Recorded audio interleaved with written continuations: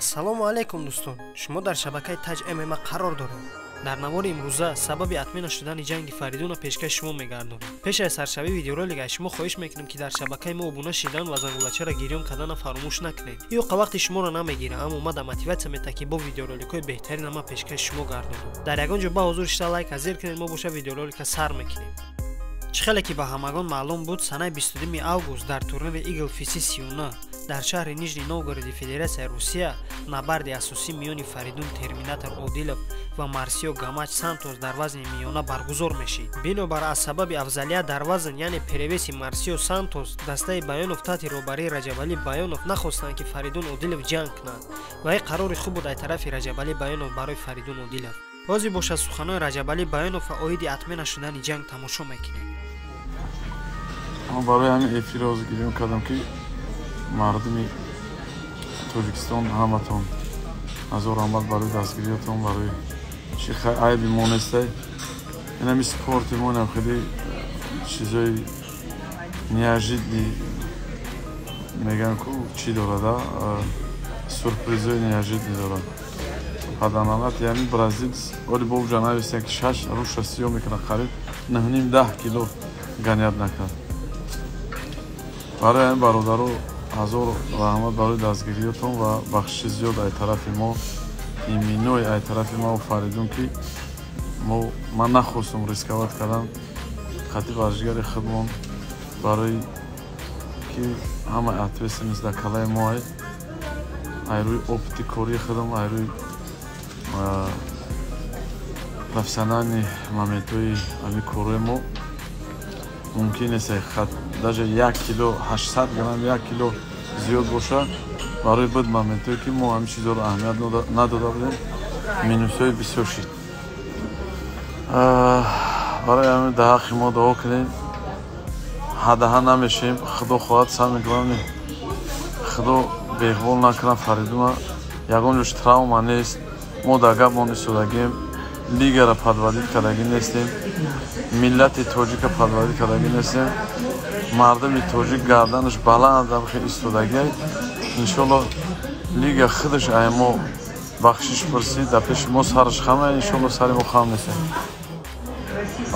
ҳам риска, ҳам непрофессионал, неподход мешид мемондем, не ки Фаридун тайёр буд, Фаридун мега акама мезанам, хай уро ҳаматон медонем, ӯ як конкретни ҳамин терминатора периода, не ки калонтар мо бояд решат кунем, мо бояд профессионални ходои худмонро бимонем ки худо ҳамин беғвошо накунад, барои ответственность калонай, парчамай, номи миллати тоҷикаи, номи тамоми Тоҷикистон.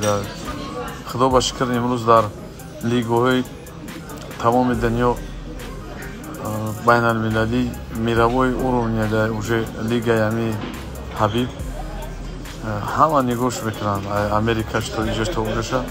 мо алҳамдулиллоҳ худо ба шукр чемпиони худмона дорем, боецҳои худмона дорем ки боецҳое ки номшона уже бировардагианд, не то ки оли лигаи Эсия диҳим ҷо дар дунёи азам дар уҷа Фатҳиддин Собиров, Беҳрӯз Зуҳуров, дар лигаи ҳабиб нехелӣ бо шерои нам 3-4 та дига дорем ки ном мондагианд, номи тоҷик номшона мегиранд. як хел соперникаш худо хоҳад иншолло ман боварӣ дорам ки ман медонам ларзаш мегирад ки боецҳои тоҷиканд, клуби фалонӣ боецҳош опасатсия мекунанд, чандтош отказ мекунанд. журналисти дигари тоҷик Баҳриддин Ҷалолов дар бораи атмина шудани набарди Фаридун дар саҳифаи расмии инстаграми худ фикроша баён кард. дар ҳақиқат хулосаи хуб. Раҷабалӣ Баёнов барои баргузор нагардидани набарди Фаридун Одилов, ММА яке аз соҳаҳои беҳтарини профессионалӣ ҳисобида мешавад ки ҳар як қисмати ӯ бояд ҷиддӣ назорат карда шавад. 8 килограмм вазни барзиёд, ин барои хулосаи набар зарари худша мерасонад. мо бо ҳамроҳии дастаи худ бо боварӣ ба хулосае омадем ки ҷанговарои тоҷики худмона дар хатар намепартоем. аммо ин ҷабо нозукӣ худша дорад. ҷанговар дар ҳолати омодагӣ ба вазнпартоӣ пули кам харҷ кардагӣ нестай. акнун ин хараҷота ки ба кала мегирад? фикр мекунам ҳамаи тарафҳо дар оянда ба хулосаи хуб меоянд ва дар оянда чунин ҳодисаҳо рух намедиҳад. дастаи мо барои ҳамкорӣ бо Eagle FC ҳамавақт омода аст. худи ҷанговар Фаридун Одилов сабаби баргузор нашудани ҷанга дар саҳифаи расмии инстаграми Eagle FC чунин шаҳр дод.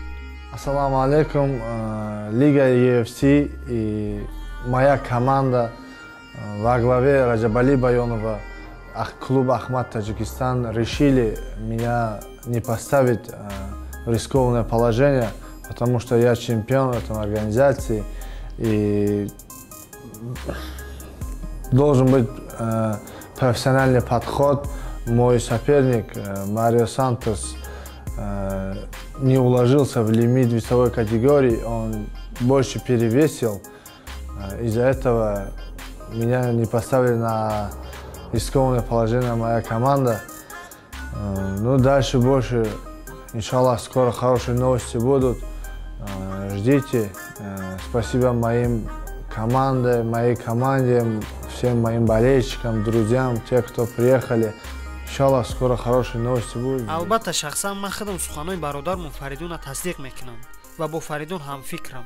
Дар ҳама ҳолат саломатӣ бояд аз варзиш боло бошад.